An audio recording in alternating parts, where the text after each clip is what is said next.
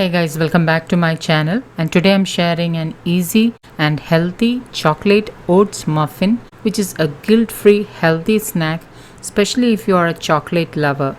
And guys, I just have to let you know that these guilt-free muffins were the best. You just need to try them out. Kids gonna love it and they won't even know there is oats and whole wheat flour in it. And by the way guys, to know how I make my whole wheat flour, please do check my video on gluten if you haven't watched it already. So let me show you how I made this chocolate studded healthy oats muffin, which is so gooey and chocolatey and super yum. These muffins are super easy to make and without any added preservatives, additives, refined flour or refined sugar. Now into a bowl, I have already added 1 whole egg and 1 egg white. I'm not that perfect when it comes to breaking eggs. Okay, add in 3 tablespoons coconut sugar. I have already shared a video on the health benefits of coconut sugar. If you wish to know more on that, the links will be updated below this video. Add in 2 tablespoons virgin coconut oil. You can also check my video on how to make virgin coconut oil at home. Add in 2 tablespoons milk. Now if you want to make this dairy free, use coconut milk or even almond milk. Recipe links will be updated below this video.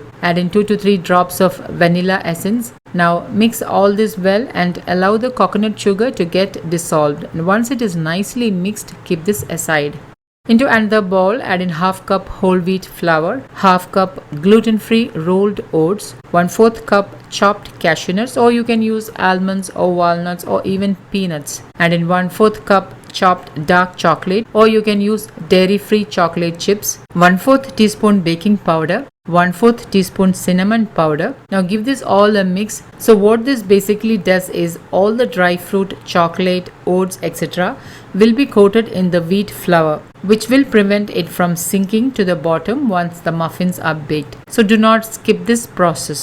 Now pour the wet ingredients into the dry ingredients and lightly mix this, and once mixed, you can see that the batter is slightly thick. So I'm just adding in about 1 tablespoon milk or so to make the batter get in the right consistency. I'm using a muffin tray, and since I ran out of cupcake linings, I'm using some butter paper, also known as parchment paper. I have sliced into equal rectangles and I'm just placing the butter paper in the mold like I'm showing in the video. And to help pour the batter, I am using an ice cream scoop which I have greased with coconut oil.